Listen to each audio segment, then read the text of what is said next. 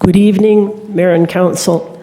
I wanted to address the referendum that you're planning to deliver in the new year, like $200 million pool. Well, again, as has been mentioned before, I think there's more priorities in our city and province and country. We need the housing. You can have some luxury pool later on, but we need the housing. There's more people now, according to CBC Radio Vancouver, using food banks, the most that they've ever had in their history. And they're talking about parents that are giving they're not eating as much food themselves so they can feed their children.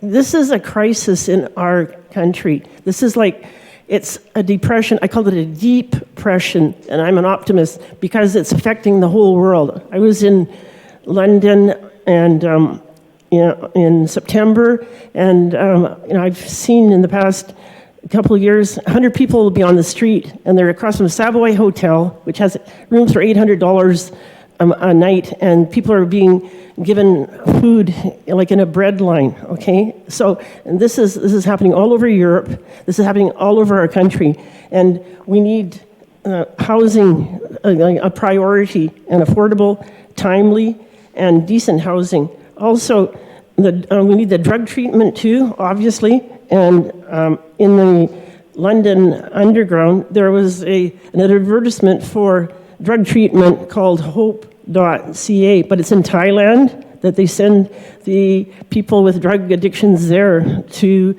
be treated, I guess because it costs less and because it's a completely different society, and probably we would get better results.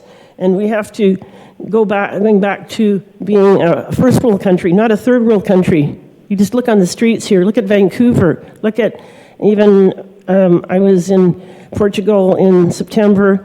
There's nothing comparison to what we see right here.